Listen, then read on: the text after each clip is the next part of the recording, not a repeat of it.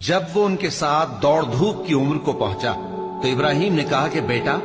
میں خواب میں دیکھتا ہوں کہ گویا تم کو ذبح کر رہا ہوں، تو تم سوچ لو کہ تمہارا کیا ارادہ ہے۔ انہوں نے کہا کہ ابا جان، جو آپ کو حکم ہوا ہے وہی کیجئے، اللہ نے چاہا تو آپ مجھے صابروں میں پائیے گا۔